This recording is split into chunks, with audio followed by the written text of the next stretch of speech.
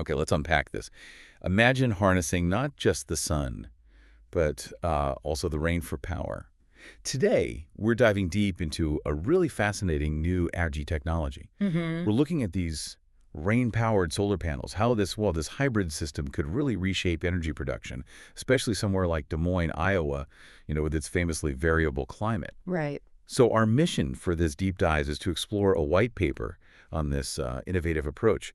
We want to understand the surprising science, why it's so relevant, and the practical side too. And what's truly fascinating here, I think, is how this tech tackles those real-world challenges head-on. Fluctuating weather, it basically turns what we see as a problem rain into an actual energy source. It's about building resilience right into the system. That is a powerful way to look at it. But okay, let's get into the core question here. How exactly does rain power a solar panel?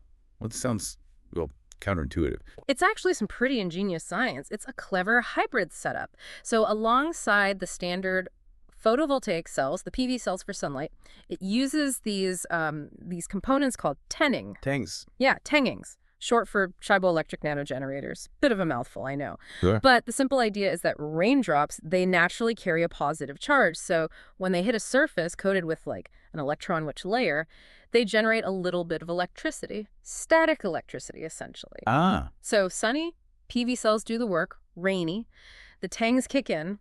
The real aha moment is turning solar's big weakness, clouds, storms, into a way to keep generating energy. right, continuous power. That dual harvesting thing sounds like it was practically designed for places with unpredictable weather. So why is that such a vital breakthrough for somewhere like Iowa specifically? Well, it means continuous energy generation, pretty much regardless of the weather. That boosts the overall efficiency way beyond standard solar panels, and it means less dependence on the grid, especially during storms. Wow. Plus, much greater resilience when, extreme weather actually hits. Okay, let's ground this in Des Moines then. You mentioned the weather. What are the specific challenges there and the opportunities that make this tech seem like such a good fit? Oh, Des Moines is a prime candidate. The challenges are pretty stark. You've got severe thunderstorms, tornadic winds. Remember the 2020 Drecker, that huge I windstorm? remember hearing about that. They clocked winds at 112 miles per hour, left like 250,000 Iowans without power. Wow. Plus, heavy rain, flooding, even freezing rain and ice in winter. There was even a National Safety Council study back in '93 highlighting safety issues in bad weather there. 112 miles per hour. Yeah. Yeah, that's definitely more than just a challenge. That's a major event.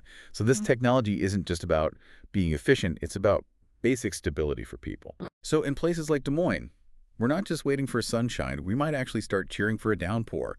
My utility bill might suddenly love storm season. But, okay, this sounds great on paper, revolutionary even. Has it actually been tested, in the real world beyond just the lab? It has, yeah. There was a 2024 case study in Iowa that showed its practical use.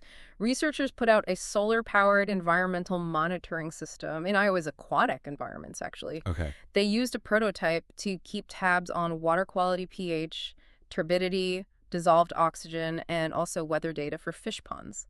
And the system worked autonomously, sent real-time data to the cloud, and importantly, it kept operating successfully even when the weather was all over the place. Hmm. So that study really shows solar is viable in Iowa's climate, but it also highlights how adding that rain harvesting capability would seriously boost resilience during those cloudy or rainy times. Makes sense. Given those intense weather challenges you mentioned, like the Derecho winds, what adaptations are being developed to make these systems, tough enough?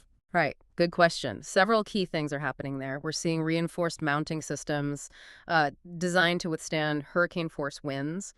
Also, components that are really water resistant, obviously crucial for heavy rain.